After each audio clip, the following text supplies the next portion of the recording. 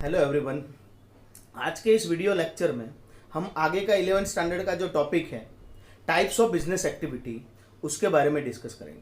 देखो, आगे हमने देखा कि जो इकोनॉमिक एक्टिविटी है वो बेसिकली 3 टाइप्स की रहती है: बिजनेस, प्रोफेशन एंड एम्प्लॉयमेंट, जिसके बारे में ऑलरेडी हमने डिस्कस किया। यहाँ पे organisation of commerce and management subject जो बेसिकली बिजनेस और मैनेजमेंट के साथ डील करता है, इसलिए हमें यहाँ पे बिजनेस का जो टॉपिक है उसको हमें डिटेल में स्टडी करना रहेगा। ठीक है, तो इसके हिसाब से सबसे पहले हम ये जो बिजनेस की एक्टिविटीज है, किस किस तरह से बिजनेस होता है, मीन्स टाइप्स ऑफ बिजनेस, उसके बारे में यहाँ पे डिस्कस करेंगे। देखो, बिजनेस बेसिकली हमें पता है कि प्रॉफिट मोटिव के हिसाब से हम बिजनेस एक्टिविटी जो है वो कैरिड आउट करते हैं। जो भी एक्टिविटी प्रॉफिट अर्न कराती है, जो भी एक्टिविटी में परचेज एंड सेल्स की एक्टिविटी रिलेटेड है और उसके हिसाब से कोई एक पर्टिकुलर इंडिविजुअल और पर्सन को प्रॉफिट मिलता है, देन उसको हम बिजनेस बोलते हैं। बट बेसिकली बिजनेस में 3 टाइप्स की एक्टिविटी जो है वो इन्वॉल्व है। वो 3 एक्टिविटीज है, उसके बारे में हम ये पर्टिकुलर लेक्चर में डिस्कस करेंगे। सबसे पहली एक्टिविटी है ट्रेड, जिसको हम व्यापार बोलते हैं। ठीक है, कि भाई ये व्यापार कर रहा है, ये पर्टिकुलर ट्रेड कर रहा है। Trade is nothing but exchange of goods and services against goods and services और मनी। देखो, एंशिएंट टाइम में, प्राचीन जो समय था उसमें ऐसा था कि पर्टिकुलर करेंसी, जो भी कोई पर्टिकुलर हम करेंसी मनी बोलते हैं, उसका कोई इवेल्युएशन नहीं था। तब भी लोग क्या करते थे? ट्रेड करते। पर कैसे करते थे? बार्टर सिस्टम के हिसाब से कोई भी एक पर्टिकुलर गुड्स हो, उसके अगेंस्ट में दूसरा गुड्स है उसको एक्सचेंज करते थे, जिसको हम बार्टर सिस्टम बोलते थे। से फॉर एग्जांपल किसी के पास गेहूं रहता था, गेहूं जिसको हम बोलते हैं, वो पर्टिकुलर पर्सन जो फर्नीचर बनाता है उसके पास जाता है, उसके पास से फर्नीचर बनवाता है, उसको सामने गेहूं देता है। ऐसे बार्टर सिस्टम में ट्रेड जो है होता था, एक्सचेंज प्रोसेस जो है वो होती थी, विनिमय होता था, उसको हम क्या बोलते हैं? बेसिकली ट्रेड बोलते हैं। बट जब उसके बाद मनी का इवेल्युएशन हुआ तो क्या होने लगा? जो भी गुड्स एंड सर्विसेज रहती है उसके सामने मनी का एक्सचेंज होने लगा।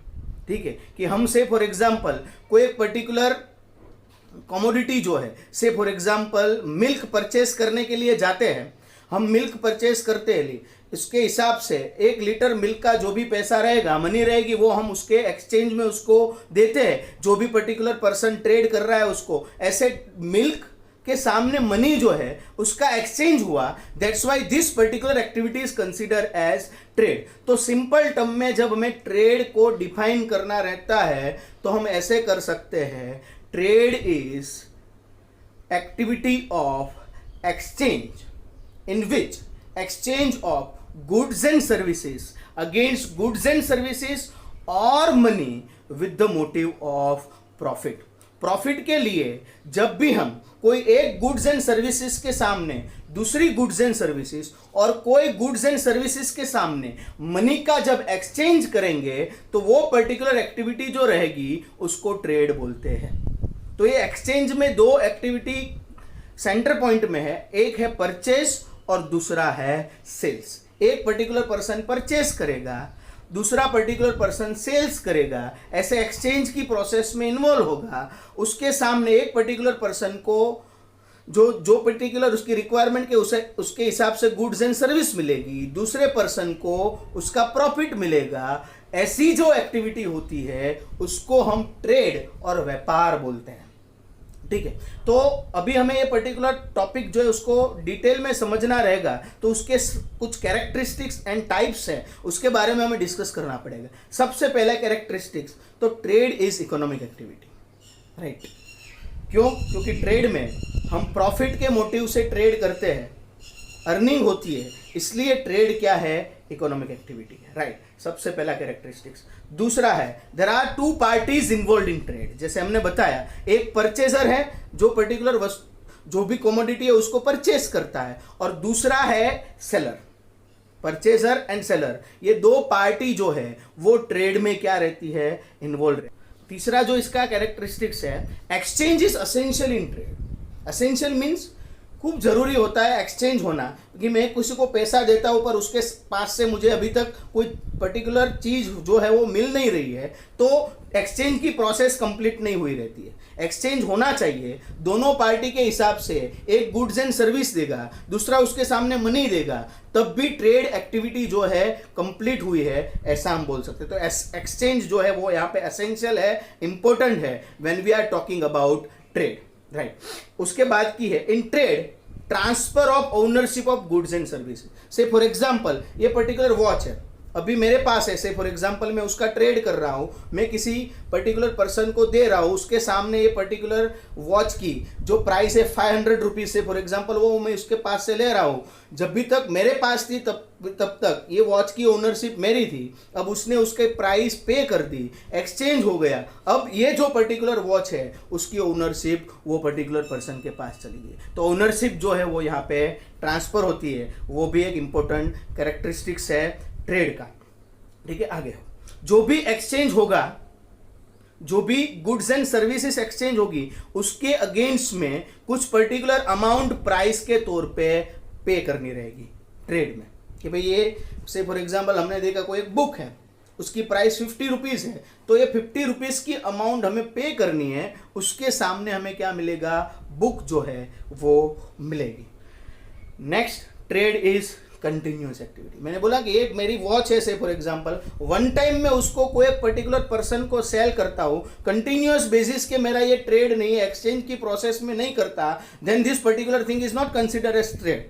मैं कंटिन्यूअसली वॉच लाता हूँ मैन्युफैक्चरर के पास से, उसको कस्टमर के हिसाब से सेल करता हूँ कंटिन्यूअस बेस पे, then this particular activity is consider as trade. एक टाइम हमने की होगी कोई एक एक्टिविटी जिसमें कोई एक चीज बेच दी हमने, उसके हिसाब से हमें प्रॉफिट भी मिला, तो भी वो ट्रेड नहीं कहलाएगा जब तक वो कंटिन्यूअस बेसिस पे नहीं। तो कंटिन्यूअस बेसिस पे ट्रेड जो करना है वो इंपॉर्टेंट रहता है, ठीक है। फिर जो भी गुड्स एंड सर्विसेज रहेगी, जैसे हमने बताया, उसकी वैल्यू ट्रेड में मनी के टर्म्स में डिसाइड होगी। से फॉर एग्जांपल बुक की वैल्यू 50 रुपीज़, ये वॉच की value 500 rupees, mobile phone 15,000 rupees. तो ऐसे कोई भी पर्टिकुलर गुड्स एंड सर्विस रहेगी, उसकी जो वैल्यू है वो ट्रेड में मनी के टर्म्स में ही ज़्यादातर डिसाइड होगी, ठीक है।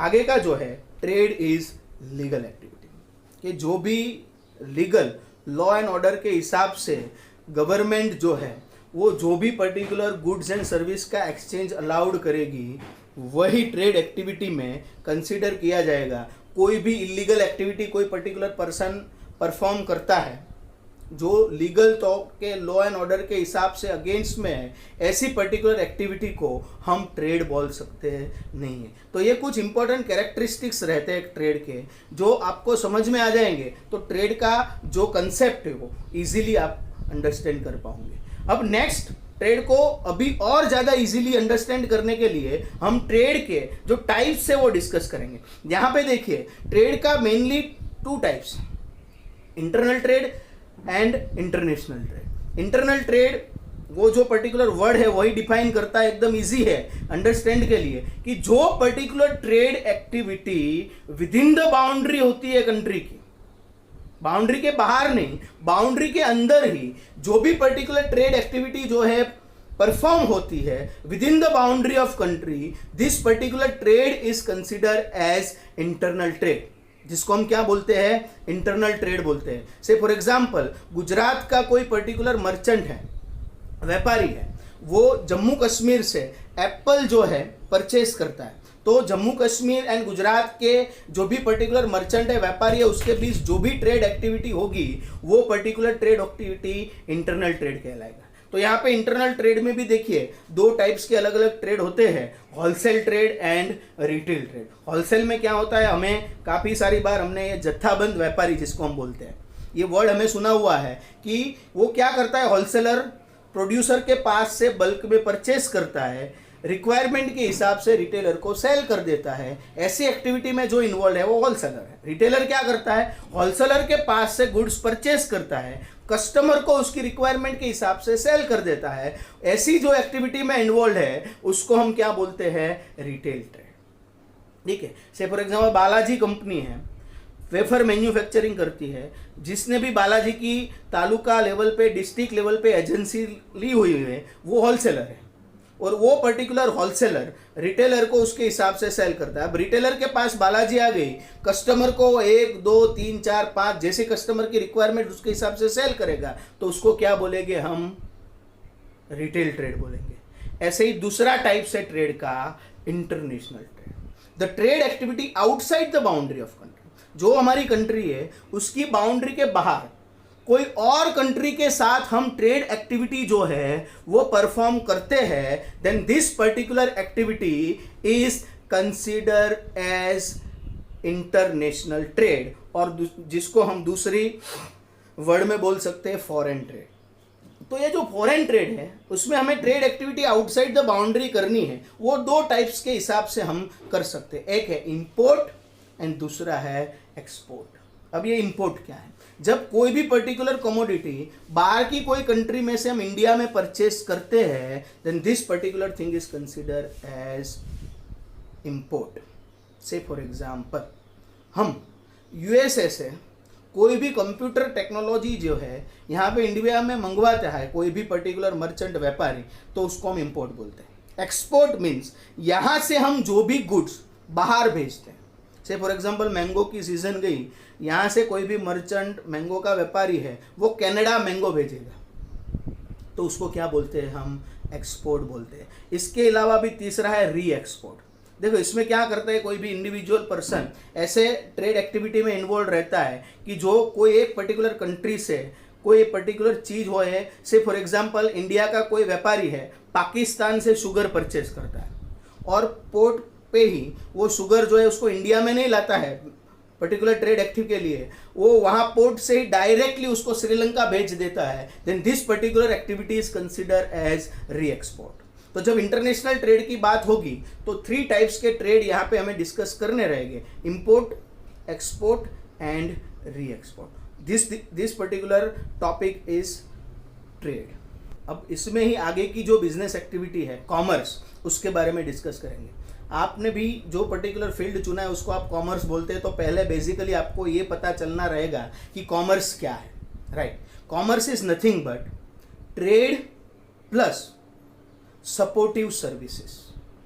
यहाँ पे 2 words, trade and supportive service. Trade हमने ऑलरेडी डिस्कस किया कि ट्रेड क्या है। ट्रेड में हम एक्सचेंज करते हैं, परचेज और सेल्स करते हैं, exchange of goods and services against money. इस तरह से हम ट्रेड की जो एक्टिविटी है उसको परफॉर्म करते हैं, राइट? बट हमें मालूम है जो भी पर्टिकुलर पर्सन व्यापार करेगा, ट्रेड करेगा, उसको उसकी ट्रेड एक्टिविटी को कैरिड आउट करने के लिए, ट्रेड को परफॉर्म करने के लिए काफ़ी सारी अलग अलग प्रकार की वैरायटी ऑफ सर्विस है उसकी रिक्वायरमेंट रहेगी। से फॉर एग्जांपल कि उसको मनी के रिलेटेड ट्रांजैक्शंस करने के लिए बैंक की ज़रूरत पड़ेगी, जो भी वो पर्टिकुलर गुड्स बल्क में परचेस करेगा उसको स्टोर करने के लिए वेयर हाउस, गोडाउन जिसको हम बोलते हैं, उसकी सर्विस की जरूरत पड़ेगी। कोई ऐसी पर्टिकुलर अनसर्टेनिटी रिस्क आ जाए उसके हिसाब से उसको बिजनेस जो है वो डैमेज होगा तो उसके प्रोटेक्ट करने के लिए इंश्योरेंस की सर्विस रहेगी। एक जगह से दूसरे जगह पे जाने के लिए ट्रांसपोर्टेशन की सर्विस रहेगी। तो trade is nothing but commerce is nothing but trade plus auxiliary और सपोर्टिव सर्विसेज। यहाँ एक्सचेंज तो होता ही है बट एक्सचेंज के साथ काफी सारी दूसरी जो एक्टिविटीज रहती है, बैंकिंग होता है, इंश्योरेंस होता है, ट्रांसपोर्टेशन होता है, वेयरहाउस होता है, कम्युनिकेशन होता है, ये सब पर्टिकुलर जो सर्विसेज है वो ट्रेड में हम प्लस कर देंगे तो वो कॉमर्स बन जाए। तो इसके हिसाब से कॉमर्स का जो कंसेप्ट हुआ, कॉमर्स का जो स्कोप हुआ वो क्या हो गया, एकदम वाइड हो गया। तो ये कॉमर्स वाइड कंसेप्ट है जिसमें ट्रेड ऑलरेडी इंक्लूड है। अब उसका कुछ कैरेक्टरिस्टिक्स है मेजर, वो डिस्कस करेंगे। Trade is a part of commerce, जैसे हमने डिस्कस किया कि कॉमर्स का ट्रेड एक पार्ट है। ट्रेड के अलावा भी जो सपोर्टिव सर्विसेज प्लस हो जाएगी तब जाके वो क्या बनेगा, कॉमर्स बनेगा। तो ये पर्टिकुलर चीज हमें ध्यान में रखनी है। दूसरा है commerce is also economic activity, क्योंकि उसका बेसिक मोटिव तो प्रॉफिट अर्न करना है और प्रॉफिट हुई अर्निंग, तो अर्निंग के लिए जो भी एक्टिविटी रहेगी वो क्या रहेगी, इकोनॉमिक एक्टिविटी रहेगी। तो ये भी बात हमें समझ में यहाँ पे ऑक्सिलरी सर्विस, सपोर्टिव सर्विस जो है वो इंक्लूड होती है जो ट्रेड को सपोर्ट करेगी। Banking, insurance, warehouse, transport, communication, ये सब जो भी सर्विस है वो ट्रेड को सपोर्ट करेगी। कॉमर्स ज़्यादातर टाइम एंड प्लेस यूटिलिटी जो है उसको इंक्रीज करता है। टाइम यूटिलिटी क्या? कस्टमर को जिस टाइम पे गुड्स चाहिए उस टाइम पे वहाँ तक गुड्स जो है पहुँचाने के लिए हमें कॉमर्स की जो सपोर्टिव सर्विस ट्रांसपोर्टेशन है, वेयरहाउस है, उसका यूज़ करना पड़ता है। तो टाइम यूटिलिटी, प्लेस, जो प्लेस पे चाहिए वहाँ तक पहुँचाने के लिए भी ये सपोर्टिव सर्विसेज जो है वो हमें हेल्प करती हैं। ठीक है, तो ये भी एक इम्पोर्टेंट रहा।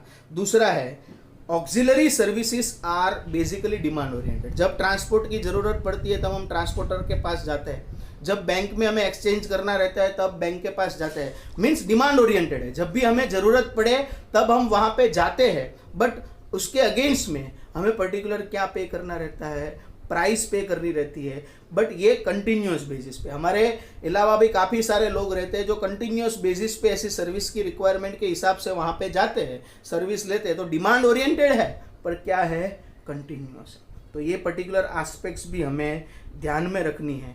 जितनी ऑक्सिलरी सर्विसेज कम प्राइस में मिलेगी, बैंकिंग की सर्विस, ट्रांसपोर्ट, वेयरहाउस, कम्युनिकेशन, ये जो सर्विस है कम दाम में मिलेगी, उतनी ही जो भी गुड्स एंड सर्विस है उसकी प्राइस भी क्या रहेगी, कम रहेगी। तो ये पर्टिकुलर एस्पेक्ट्स को हम कॉमर्स बोलेंगे। ठीक है, commerce is nothing but trade plus auxiliary और सपोर्टिव सर्विसेज। जो ट्रेड है और जो ट्रेड को सपोर्ट करने वाली जो भी सर्विसेज है, बैंकिंग है, इंश्योरेंस है, ट्रांसपोर्टेशन है, वो सब सर्विस का कॉम्बिनेशन ट्रेड के साथ, उसको हम क्या बोलते हैं, कॉमर्स बोलते हैं। Thank you very much.